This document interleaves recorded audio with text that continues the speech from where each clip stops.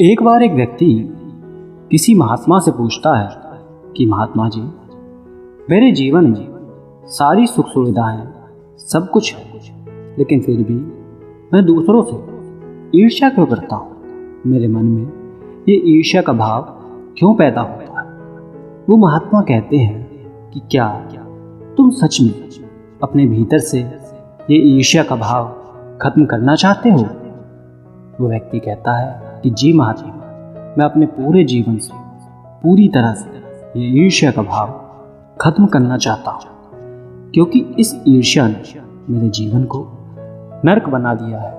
ये सुन वो महात्मा कहते हैं कि तुम्हारी सबसे बड़ी सफलता यही है कि तुम स्वीकार कर रहे हो कि तुम्हारे भीतर ईर्ष्या है। बहुत से लोग तो ये स्वीकार ही नहीं करते। वो ये तो देखते हैं कि उन्हें पीड़ा है, लेकिन वो उस पीड़ा का कारण नहीं देख पाते कि ये पीड़ा आखिर किस कारण से।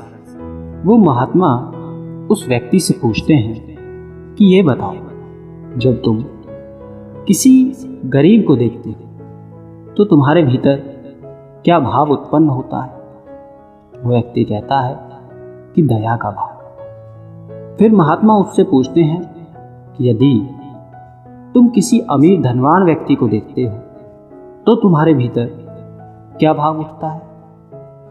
वो व्यक्ति कहता है कि जब मैं किसी अपने जैसे धनवान व्यक्ति को देखता हूँ तो मेरा मन करता है कि मैं उससे और अधिक धन कमाऊं और अमीर बन जाऊं।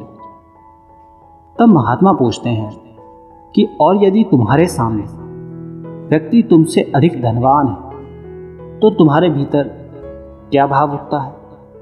तब वो व्यक्ति कहता है, तब मुझे लगता है मैं कैसे भी करके स्वयं से उसे पीछे छोड़ूं, उसे आगे ना बढ़ना। फिर वो महात्मा कहते हैं कि जब तुम उस सामने वाले व्यक्ति की बराबरी नहीं कर पाते तब तुम्हारे मन में क्या भाव आता है। वो व्यक्ति कहता है, तब मुझे उस व्यक्ति से ईर्ष्या होने लगती है। तब वो महात्मा कहते हैं कि बस इसी तरह ईर्ष्या का जन्म होता है। ईर्ष्या का अर्थ होता है अधूरापन। जब तुम्हें ये लगने लगे कि सामने वाले के जीवन में कोई कमी नहीं है, तब तुम उस व्यक्ति से ईर्ष्या करने लगते हो, क्योंकि तब तुम्हें लगता है कि उसके पास तुमसे कुछ ज़्यादा है, जबकि वो भी इसी काम को किसी और के साथ कर रहा है।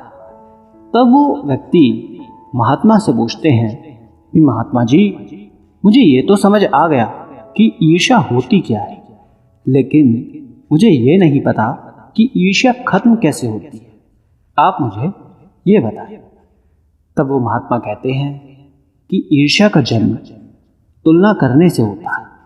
जब तुम किसी दूसरे से तुलना करने लगते हो और स्वयं से ज़्यादा उसके पास देखते हो, तब तुम्हें अपने भीतर ईर्ष्या नजर आती है। इस ईर्ष्या को खत्म करने का सिर्फ एक ही तरीका है कि तुम सत्य को जान लो, और सत्य यही है कि जिस प्रकार सूर्य की तुलना चंद्रमा से नहीं की जा सकती, ठीक उसी प्रकार किसी मनुष्य की तुलना अन्य किसी मनुष्य से करना जीवन का अपमान है।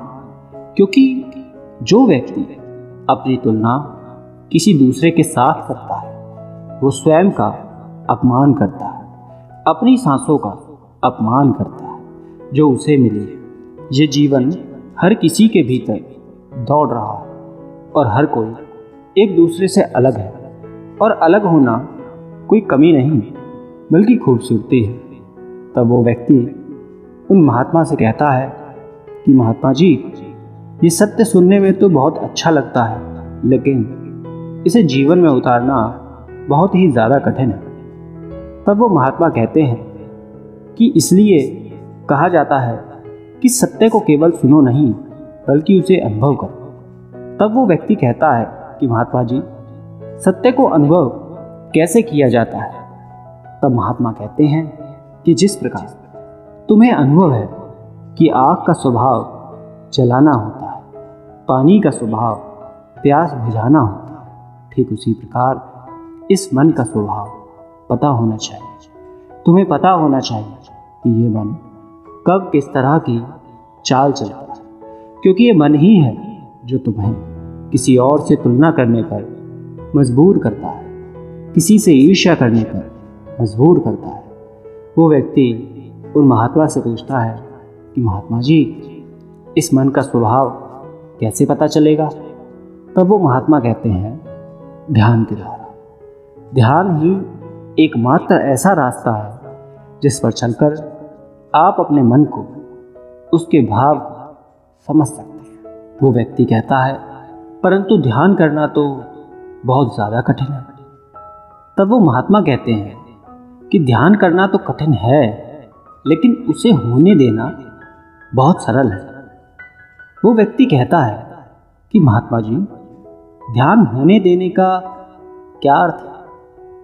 वो महात्मा कहते हैं, जब तुम ध्यान करने का प्रयास नहीं करते हो तब ध्यान खुद ब खुद होता है। जिस प्रकार सांसें खुद ब खुद चलती हैं, वो महात्मा उस व्यक्ति से कहते हैं कि क्या तुम बिना कुछ किए एक जगह बैठ सकते हो? तब वो कहता है, हाँ मैं बैठ सकता हूँ। वो महात्मा कहते हैं कि बस ध्यान के लिए इतना ही प्रयास करना चाहिए, बाकी उसके भीतर जो भी होता है उसे उसके हाल पर छोड़ दो। यदि तुमने इतना कर लिया तो ध्यान तुम्हारे लिए आसान है। ध्यान रहे, ध्यान तुम्हें करना नहीं है, उसे बस होने देना है। दोस्तों, आपने क्या सीखा कमेंट करके ज़रूर बताना। धन्यवाद।